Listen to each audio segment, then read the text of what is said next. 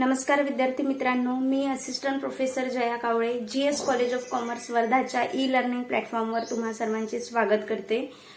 आपण होल्डिंग कंपनीचा problem number 7 discuss करत होतो। त्यापैकी आन्सरचा जो फर्स्ट पार्ट आहे तो आपण मागील लेक्चरमध्ये बघितलेला आहे, जे की कन्सोलिडेटेड बॅलन्स शीट साठी आपल्याला जे काही वर्किंग नोट्स आवश्यक असते ते वर्किंग नोट्स आपण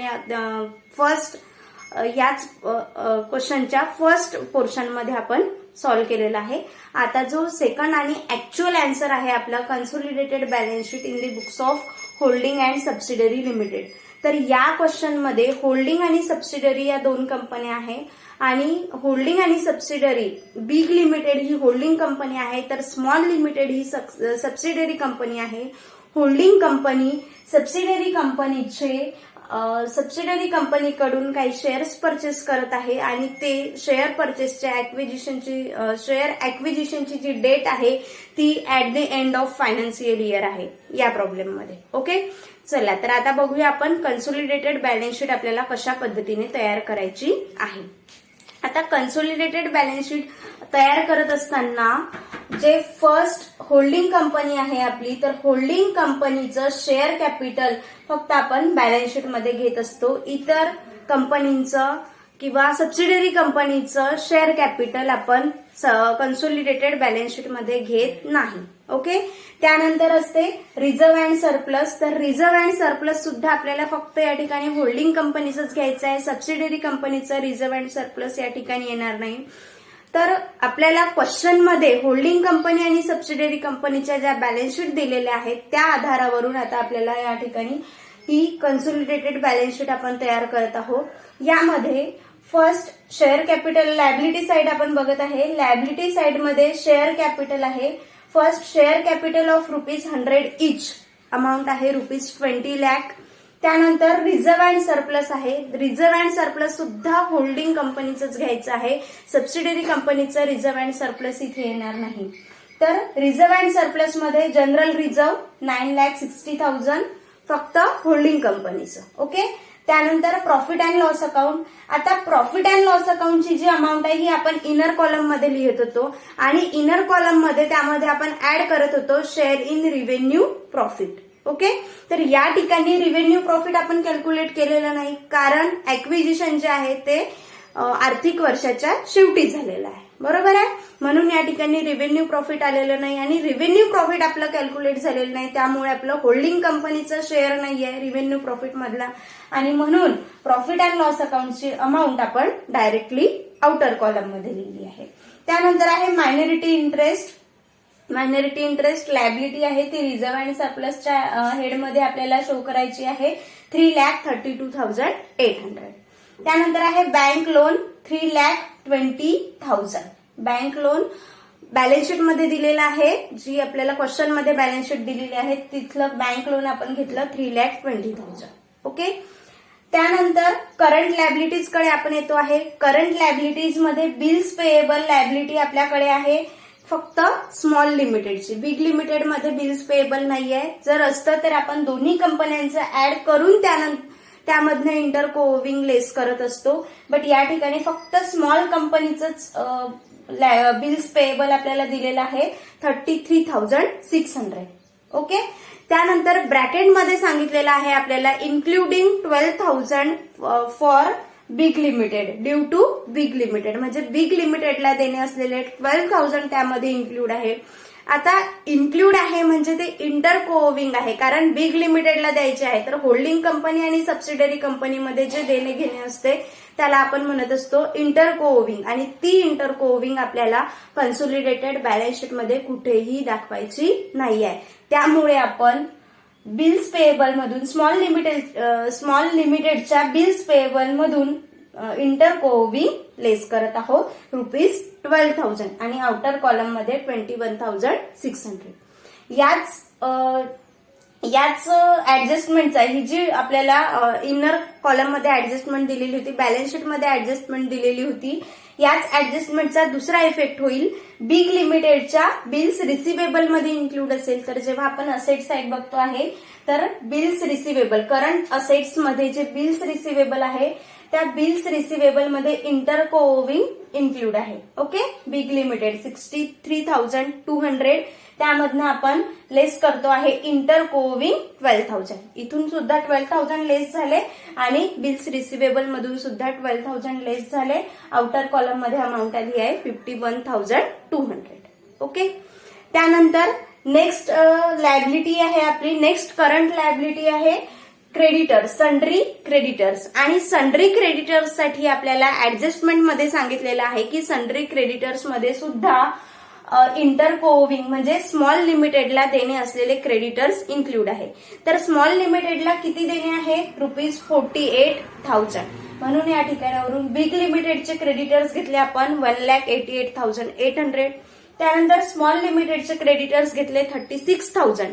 टोटल क्रेडिटर्स झालेले आहे आपल्याकडे 2,24,800 आणि त्यामधनं इंटर कोविंग लेस करतो आहे आपण 48,000. ओके, आणि आउटर कॉलम मध्ये अमाऊंट आलेली आहे 1,76,800. ठीक आहे, आता याचाच सन्ड्री क्रेडिटर्स मध्ये म्हणजे बिग लिमिटेडच्या सन्ड्री क्रेडिटर्स मध्ये इन्क्लूड आहे, म्हणजेच स्मॉल लिमिटेडच्या सन्ड्री डेटर्स मध्ये इन्क्लूड असेल. तर सन्ड्री डेटर्स मधनं सुद्धा आपल्याला इंटर कोविंग 48,000 लेस करायचं आहे. आता बघा, सन्ड्री डेटर्स कडे आपण आलो. असेट साइडला बिग लिमिटेडचे सन्ड्री डेटर्स आहे 1,76,000. स्मॉल लिमिटेडचे आहे 1,60,000. टोटल सन्ड्री डेटर्स आपल्याकडे आहे 3,36,000. ओके, त्यामधनं इंटर कोविंग आपण लेस करतो आहे. Inter coaching due from big limited, big limited कडून येणे असलेले डेटर्स किती आहे? 48,000. तर 48,000 यामधनं लेस होईल. आउटर कॉलम मध्ये 2,88,000. ठीक आहे, बिल्स पेएबल रिसिवेबल मधली इंटर कोविंग आपण लेस केली. क्रेडिटर्स डेटर्स मधली इंटर कोविंग लेस केलेला आहे. आता उर्वरित ज्या काही असेट्स असतील त्या असेट्स आपल्याला लिहून घ्यायच्या आहे. लायबिलिटी संपल्या. लायबिलिटीमध्ये फक्त करंट लायबिलिटीमध्ये 2 लायबिलिटीज आपल्याकडे होत्या, बिल्स पेएबल आणि क्रेडिटर्स. तर दोन्ही आपण लिहून घेतलेले आहे. आता बघूया असेट साइड. असेट साइड मध्ये सर्वात फर्स्ट हेडिंग असते आपलं फिक्स असेट्स. तर फिक्स असेट्स मध्ये सर्वात फर्स्ट असेट्स येते आपली गुडविल, जे की आपण वर्किंग नोट्स मध्ये कॅल्क्युलेट केलेली आहे मागील लेक्चरमध्ये. तर गुडविल आलेली होती आपली 28,800. ओके, त्यानंतर लँड अँड बिल्डिंग. तर land and building big limited आणि स्मॉल लिमिटेडची दोन्हीची आपल्याला कंबाईन करायची आहे. मात्र या ठिकाणी जे असेटमध्ये जे काही इन्क्रीज डिक्रीज झालेलं आहे, जे रिव्हॅल्युएशन आपण केलेलं आहे, ते रिव्हॅल्युएट झालेली असेट आपल्याला या ठिकाणी घ्यायची आहे. म्हणजे असेट्स जी घ्यायची आहे ती घ्यायची आहे आफ्टर रिव्हॅल्युएशन. तर या ठिकाणी स्मॉल लिमिटेडच्या लँड अँड बिल्डिंगचं रिव्हॅल्युएशन आपण केलेलं होतं ₹8 लाख. म्हणून या ठिकाणी रिव्हॅल्यूड झालेली असेट घ्यायची आहे ₹8 लाख.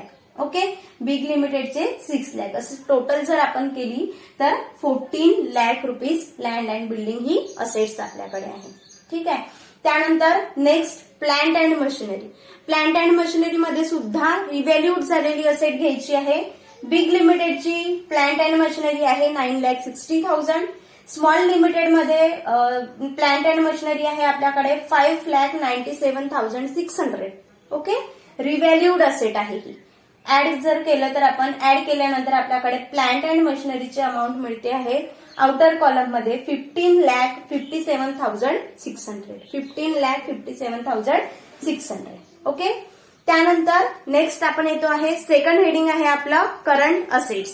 तर करंट असेट्स मध्ये स्टॉक आपल्याकडे आहे. बिग लिमिटेडचं स्टॉक आहे 4,80,000. स्मॉल लिमिटेडचा स्टॉक आहे 1,44,000. ओके, आणि टोटल आपण करतो आहे तर स्टॉकची आउटर कॉलम मध्ये अमाऊंट येते 6,24,000. 6,24,000. ओके, देन करंट असेट्स मध्ये अजून काही असेट्स आपल्याकडे आहे. डेटर्स आत्ताच आपण बघितलं, दोन्ही कंपनींचे डेटर्स आपण घेतले, बिग लिमिटेड आणि स्मॉल लिमिटेडचे. जे टोटल डेटर्स आपल्याकडे अवेलेबल आहे त्यामधनं इंटर कोविंग 48,000 लेस केलं. आउटर कॉलम मध्ये आपल्याला मिळाले 2,88,000.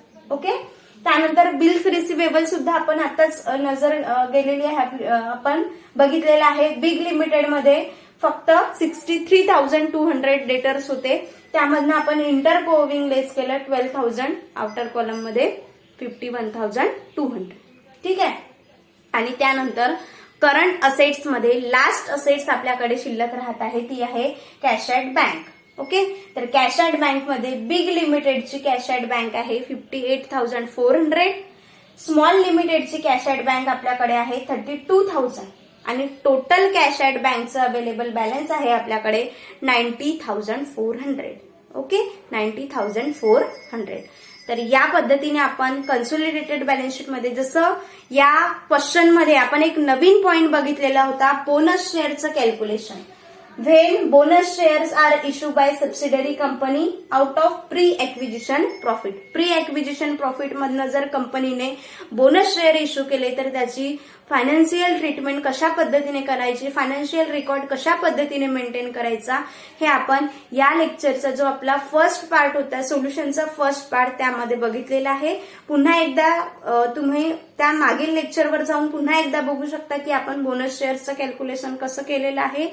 कन्सोलिडेटेड बॅलन्स शीट मध्ये बोनस शेअरचा कुठलाही पार्ट येणार नाही, कारणही आपल्याला माहिती आहे की आपण मायनॉरिटी इंटरेस्ट मध्ये शेअर इन बोनस इन्क्लूड केलेला आहे. बरोबर आहे, मायनॉरिटी शेअर होल्डरचा बोनस शेअर मधील हिस्सा मायनॉरिटी इंटरेस्ट मध्ये आलेला आहे. दुसरा पार्ट होता आपल्याकडे की आपले होल्डिंग कंपनी.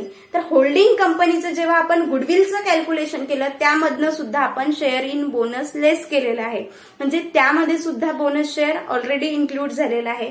म्हणून आता ते कन्सोलिडेटेड बॅलन्स शीट मध्ये सेपरेट दाखवायची आवश्यकता नाहीये.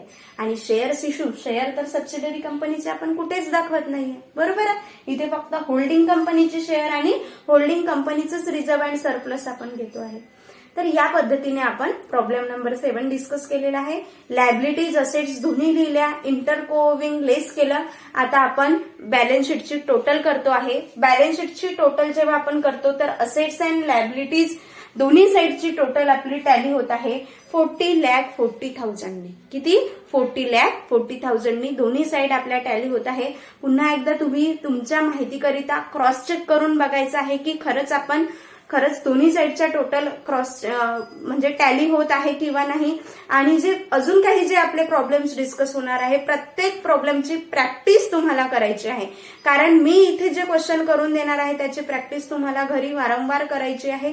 कारण छोट्या छोट्या गोष्टी एमसीक्यू मध्ये तुम्हाला विचारल्या जाईल आणि एमसीक्यू साठी डीप स्टडी आवश्यक आहे. आणि म्हणून जर तुम्ही प्रत्येक व्हिडिओ जर केअरफुली बघितले आणि 1-2 क्वेश्चन जर त्याच पद्धतीचे, म्हणजे प्रत्येक एक पार्ट मी तुम्हाला या ठिकाणी समजून सांगत आहे, त्याच पार्टचे जर तुम्ही क्वेश्चन स्वतः सॉल्व्ह करून बघितले तर अपेक्षा करते की तुम्ही ते करत असाल आणि नक्कीच तुम्हाला याचा फायदा तुमच्या फायनल पेपरमध्ये होऊ शकतो. आता या लेक्चरमध्ये आपण इथेच थांबतो आहे. पुन्हा एकदा भेटूया नवीन लेक्चरमध्ये नवीन डिस्कशन सोबत. एक नवीन पॉइंट आपण या ठिकाणी प्रॉब्लेम नंबर 8 डिस्कस करूया. अजून आणखी 1-2 प्रॉब्लेम आपण घेऊन नंतर होल्डिंग कंपनी आपण स्टॉप करूया. चला तर पुन्हा भेटूया नेक्स्ट लेक्चरमध्ये. तोपर्यंत धन्यवाद.